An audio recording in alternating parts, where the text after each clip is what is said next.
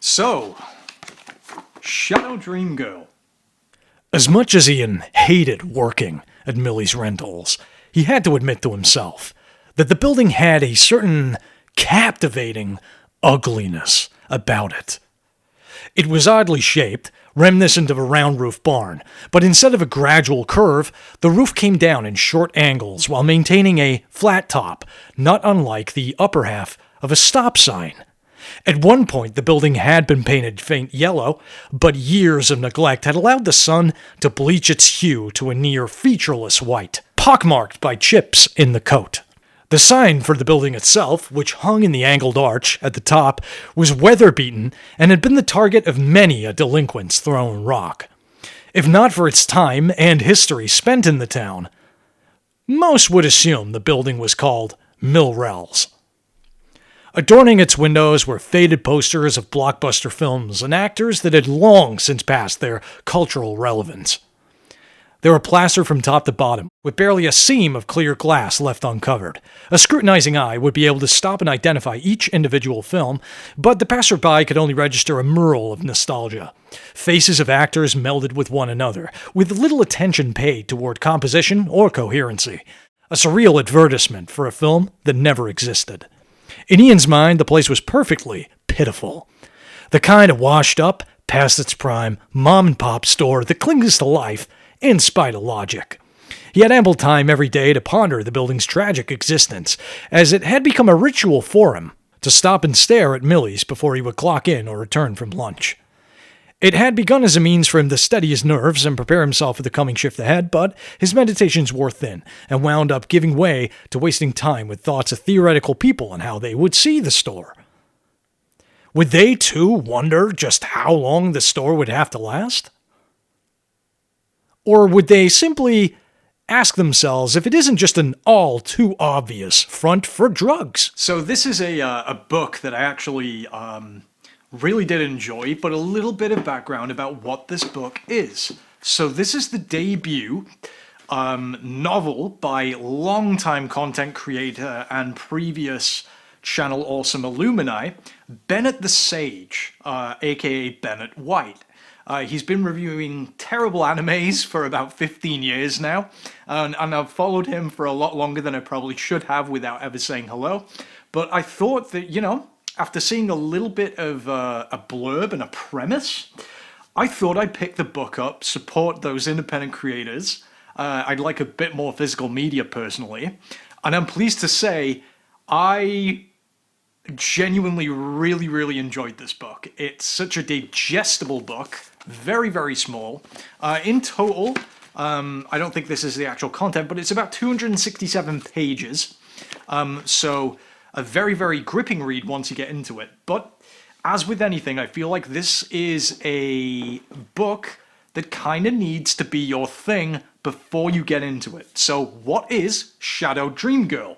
So if I was to pitch it to somebody that has never even heard of the thing, which is most of you, in a couple of seconds, I would say, picture Clerks, the movie series Clerks 1 and 2, gradually turning in, but mainly 1, gradually becomes the Joker from 2019, Todd Phillips' Joker, Joaquin Phoenix. So Kevin Smith's Clerks turns into Joker, and gatecrashes eternal sunshine of the spotless mind, as if ghost written by Stephen King. That was the tagline of my Amazon review, but I'd like to go into a lot more depth and talk a little bit more about what I liked about this thing, why I think it's worth reading, how I've never really read anything like this before. Probably had ideas or seen movies with a lot of concepts that it plays around with, but genuinely, the heart of this novel is a genuinely gripping romantic horror tragedy that probably owes itself a better title than the kind of like My Immortal tier.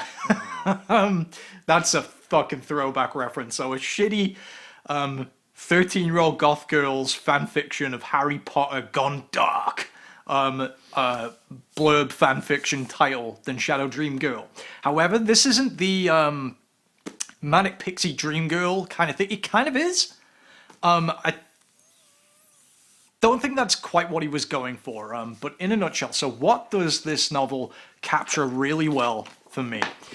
It really explores a seldomly explored mindset of somebody genuinely stuck in their situation and not knowing how to get out of it, a la Clerks, and blaming other people around him, not knowing how to take charge of his life. The problem is that the titular character, Ian, is a narcoleptic with bad memory problems, and his medical condition really does seem to keep him trapped in a job that he fucking hates. And it really has this relatable kind of early 20s thing. If you've ever had to work a shitty retail job or a job where you just felt stuck, where, you know, it captures that mindset and drudgery. And really, Ian's shifts, as tedious as they are, and as little as he connect with the kind of his the other end of his duo Stan, until later on in the novel, of course, it really, really does genuinely feel very realistic and very relatable to anyone who's ever had to work a job like that.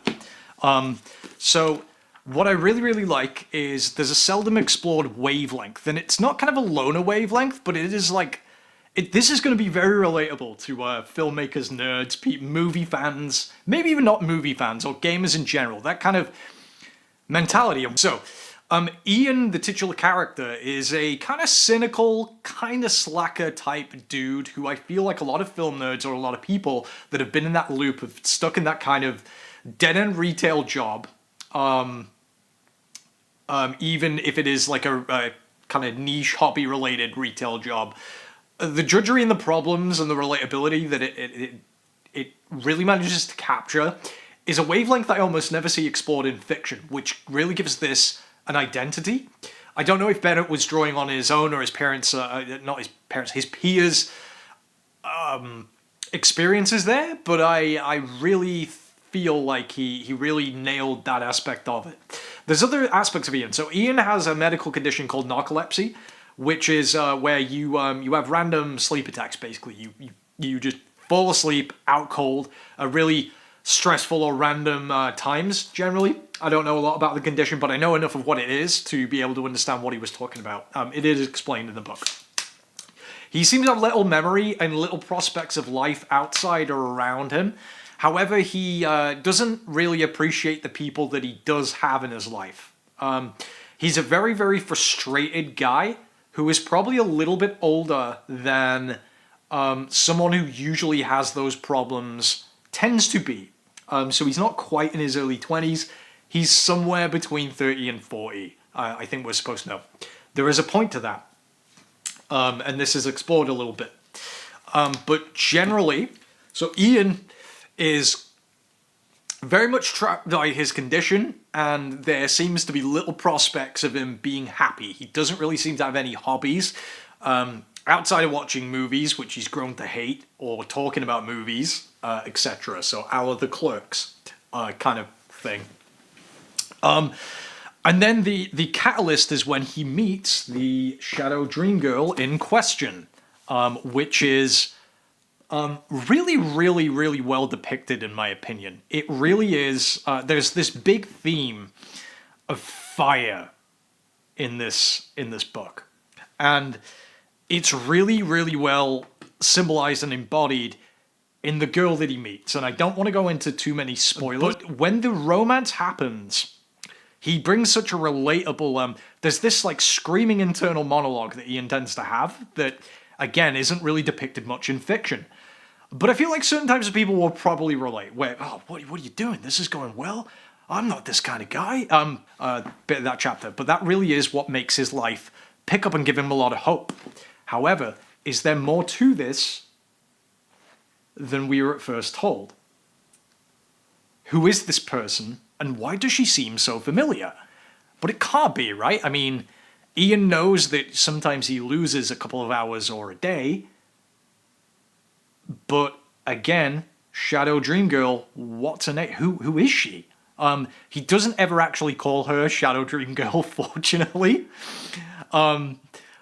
We will go into that. I will do a dramatic reading just demonstrating what I mean. they're gradually, basically, he goes on this date with her cool friends, and Ian really, from his experiences in his condition, he really just believed that he's really not this kind of person. He's kind of this kind of slacker who is really gaunt thin and really doesn't sleep, and it seems like if he scrubbed up, he'd look pretty decent. But at one point, maybe he was a good-looking guy, but he does not fit in at this like club that he eventually goes to when he's almost throwing up about the anxiety of going in there. And he goes into a club dubbed Inferno. And something happens in the club. Things are going well until reality breaks and he wakes up again on the floor of is it Millie's Rentals. And it's like it never happened. His coworker doesn't mention it, and it seems like it's back to normal. And then eventually, so what happens is that Ian does then eventually kind of start to remember. Like he's like, is her name Laura? Is it Lauren? And no one around him seems to know what happened. And then eventually, there's these two really annoying customers that are basically kind of like the Jay and Silent Bob. And I feel like they're portmanteaus of other people that are basically annoying archetypes, or the kind of people that would annoy Ian, who, despite his shitty situation as a slacker, still has manners. He was still well raised, and these two were just fucking bums, okay? Which is why he doesn't like them. But he eventually accepted an invite to go over to theirs, and then he eventually screams at them, even though he has no friends, and they invited him over to their house. And then he has this therapist. I forgot to mention that throughout the novel, Ian intermittently will find himself in his therapist's office and just won't give him anything, and then eventually starts to open up about his psyche, a little bit about what's going on with him. And we get closer and closer to the truth. He actually does encounter the girl who eventually visits his shop in the therapist's office in the waiting room. And then eventually he manages to just launch a DVD in the face of one of the two bums that are always annoying him and Stan, his co-worker. And then he ends up screaming at his therapist. And then eventually, it's like he can't sleep at all. Like his condition gets worse and he's losing time. And then he goes home to his empty apartment. And there's no trace of this girl. And then he starts rifling through his things of his empty apartment and his shitty bus journey. And then he finds a picture of him and a girl, which is one of the only things in this box, and starts freaking out because it looks a lot like the girl that he met in the video store. It looks a lot like the girl who invited him to the club, and then there was a big hallucination. So who is this girl? And why does he have a picture of her? And it's like time and his world starts collapsing to the point where, at one point, the actual structure of the book starts fucking with you. You'll be like, have I been here before? Well, yes, you have. And so is Ian. And it eventually culminates in him sleeping so bad that this coworker that he's never visited the home of ends up letting him sleep over at his house, and they just talk about their lives. Eventually, finally, Ian opens up, and so does Stan a little bit. Stan then just starts like kind of saying that he's grateful that Ian works there, and that actually, despite their bickering, Ian makes the place horrible for Stan, and Stan's grateful for Ian, and Ian really lets this sink in and really opens it up. And then eventually, though, after it not being mentioned for quite a little while, Stan goes, I was meaning to ask, how'd that date with that girl go? And Ian, up until this entire point, has been thinking that he dreamt it. He was just having an hallucination. He was off his pills and he just slept and had a really vivid dream. But if that was the case, how would Stan remember what happened at the club? But what happened at the club couldn't have possibly happened, because how else could he have been there? And he's like, no. The girl that I saw walk out of the video store. And then we get to the climax of the book and we find out what really is going on, which I don't want to spoil because I feel it is so well done, which is where the psychological thriller elements and what really happens and what the story of the book really is and the epiphanies found wherein really lie. Eventually we'll go into spoilers. Okay. Ian obviously has a meltdown and spirals, wakes up, finds himself in Luke's office again, and Luke is just done with his shit. And he's like, Ian starts spouting off a load of theories about what the fuck is really going on. And then Ian, and then eventually his therapist, I can't remember the name, Luke, his therapist, then eventually just goes, okay. He takes his glasses off and he's like, you're so close to getting it. Every time we get to this point, you are so close and you just have to be in denial still. You can't accept why you were here and what it is that you're doing here. Now, at the start of... I should go back, actually. So at the very start, we see Ian in a waiting room for the therapist's office at the very start of the book, and we find out a little bit about what Ian looks, how he behaves, how he thinks. And he actually passes a magazine over. It's a table spread of magazines, and one of them is a National Geographic magazine front cover that says "Miracle of the Brain." And you know what? It's like the first time that you're reading it, you just kind of think it's just detail building because it describes different things about the room. You don't think it's important, but we come back to this.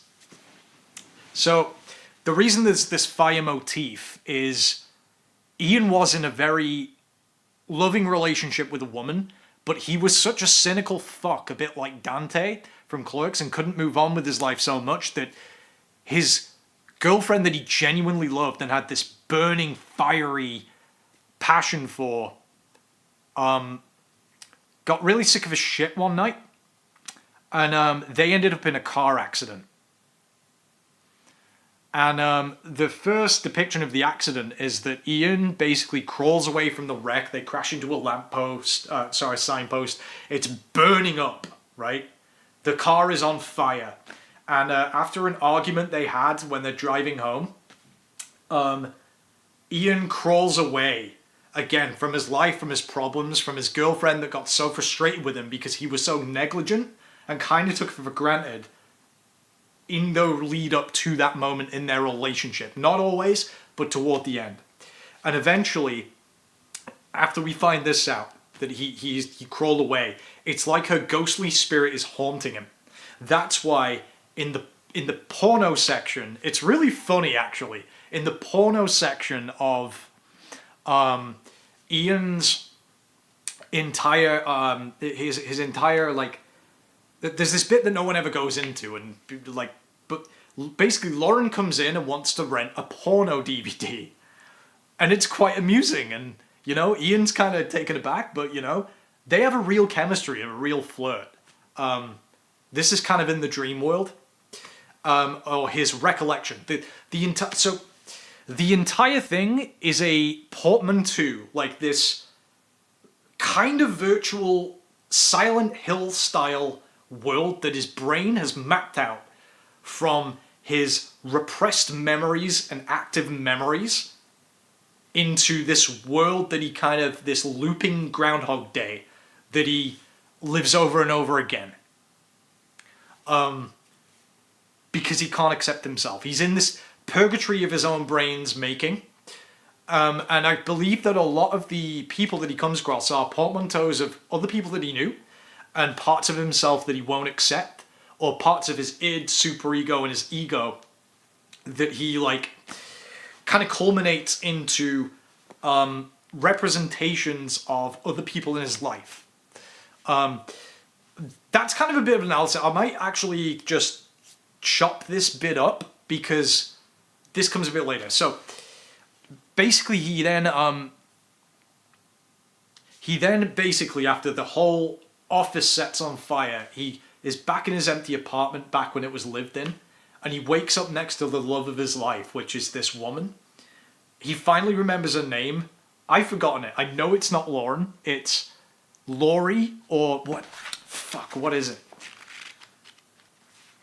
There is also a scene where before he starts accepting and piecing together what's happened, his beard has grown out really long and he shaves it all off. And it's like he's finally not hiding. He's accepting himself and his flaws and who he is and making an effort to look after himself a little bit more despite how rail thin he's become.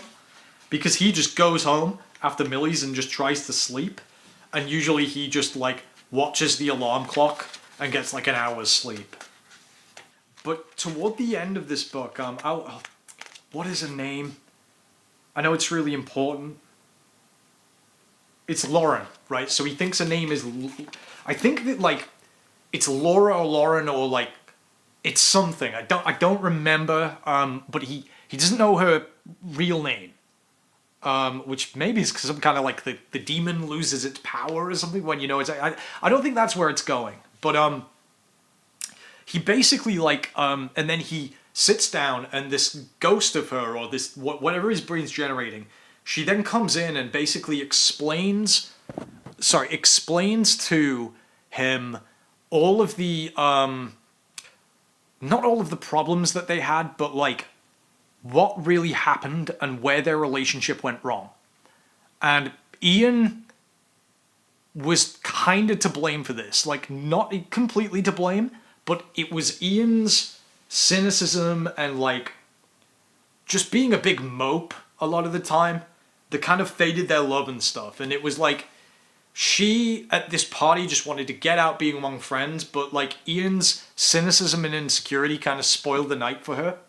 And there is this really haunting, horrific bit actually in the club where like you get the sense that actually, fuck, maybe this actually is like a demon representing all his worst fears about women. She was really horribly abusive to him, you know, because it says things to him that really hurt his feelings. But then we find out a bit more from Lauren's perspective that, like, that was the culmination of putting up with a lot of Ian's shit. You know, and it's like she did still love him, but she no longer wanted to be with him. And so, like, once that revelation happens, I think there's one other scene, but it's like he accepts it and accepts what he needs to do. So then we flash forward, and Ian is then back in the car after the wreck, and he can smell the gasoline and feel the heat and the leather and the chemicals, basically, from the spill on the road. And in this final scene, it is heart-wrenching. Because Ian, who he's kind of an asshole, but I liked him. I don't know what that says about me.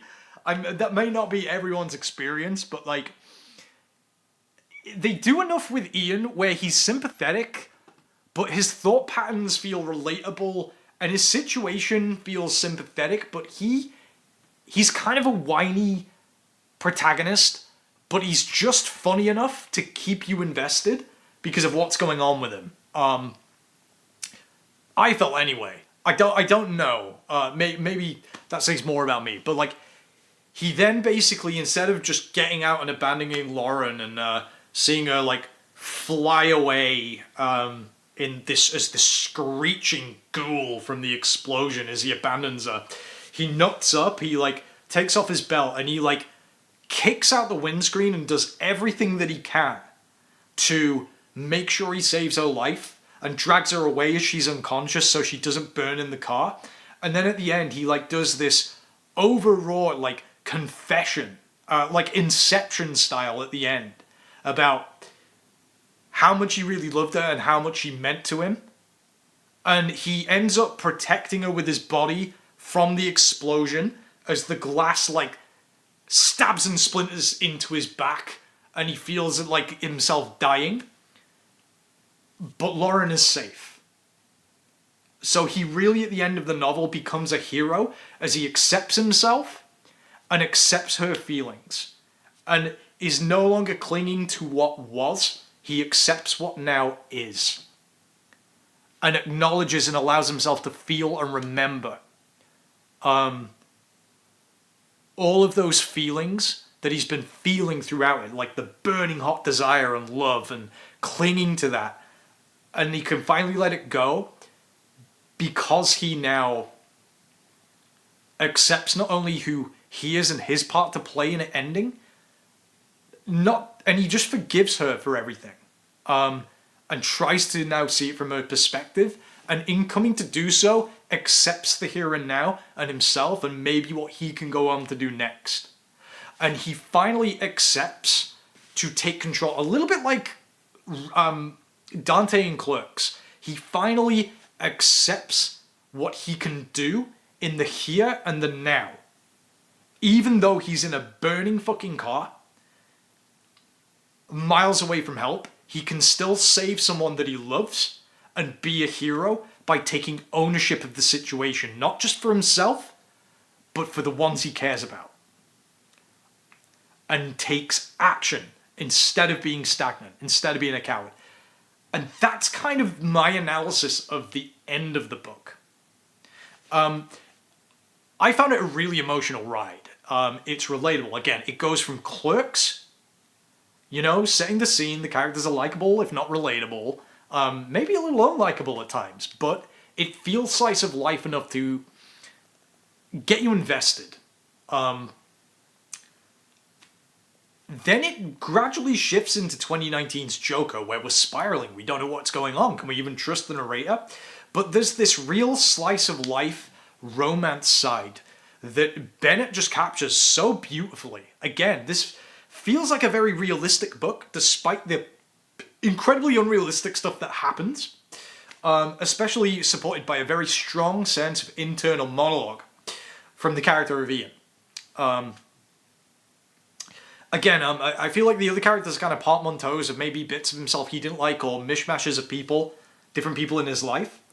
But we gradually kind of comes to a close. But at the end, it's not the last chapter, the heroic chapter. Everything resets, basically to the start of the novel. He's in the therapist's office again. And it's similar. The similar routine plays out, if not a little bit different to how it usually goes. And then he basically encounters the Miracle of the Brain magazine. And that's kind of the book. And then he gets back into Luke's chair, and they just start chatting again. So it's like at the end of it, did he accept it? Or on one of these final loops, will he accept it? And it's really up to you to decide.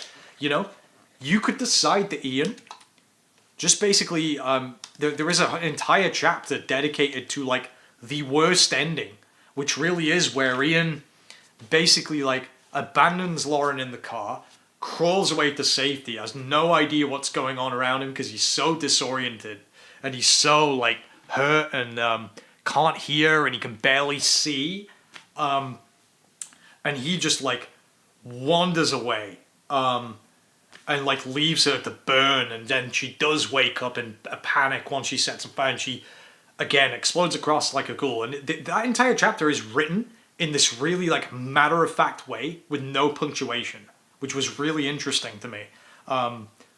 So much like with Silent Hill 2, which I believe was definitely an influence on Sage here. So maybe we'll take it back. It's but it's not quite Silent Hill 2.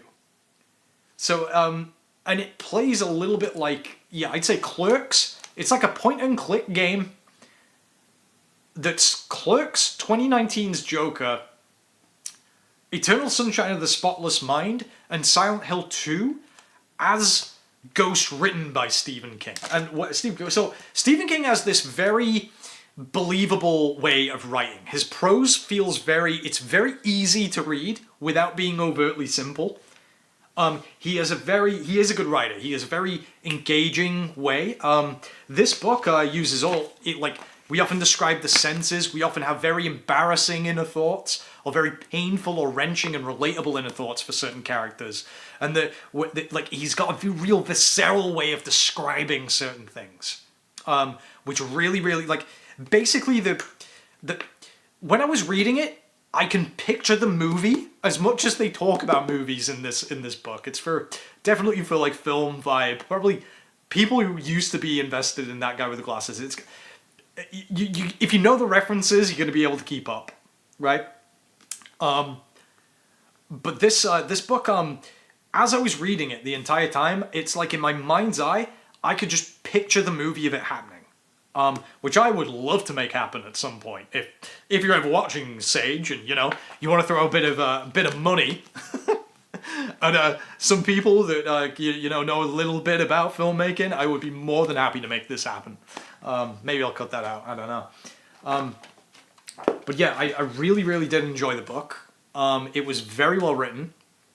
The emotional impact hits like a punch when it needs to happen. The twist blew my mind because you'd think I'd see it coming, and I knew something was going on, but I didn't quite see it happening in that way. And where the story starts for the middle, and once it's resolved, it really did keep me guessing, despite the fucking title of the book, which you'd think I wouldn't. So like, it is a manic pixie dream girl in a way, but it's not. It's a shadow. She is the catalyst for change in his life, but there's more to it than that. So that's kind of my overall view and thoughts. I really enjoyed the book. I know this was just kind of a lazy plot synopsis. I guess like I summarized my thoughts and feelings at the end about what I think the themes of it are and what its influences are. But I highly recommend reading it. It's very digestible, very good, and I will put a link for you all in the bottom. I feel like a lot of this review is going to kind of like spoil the story, which I don't want to do. So if anything I've said so far, again, this video isn't sponsored. I just think that the guy deserved the sales because he's done such a fantastic job of writing a genuine, great first novel. I was actually expecting it to be kind of not bad, but I was pleasantly surprised by how tightly written, how well thought out, and how well presented it was. Given that like the track record for a lot of like that guy with the glasses, kind of adjacent people releasing their own media or their own products, even though I don't know too many of them that have done books, isn't the best. And some of them really take that in stride. Like, yeah, like, of course it wasn't. But no, this is genuinely, Bennett, I can't wait to see what you write next. And I'll buy it. So Ian's life is a living hell, or at least it feels like it. His dead-end job has him living the same series of days over and over again, made worse by his crippling narcolepsy. His well-meaning therapist can't reach him, his coworker couldn't care less what happens to him, and he's haunted by recurring, fiery nightmares. One day, a chance encounter with a young woman gives Ian the hope that his life can be given a reprieve. But why does she seem so familiar? How can she be so perfect? And why does she appear in his life now, of all times?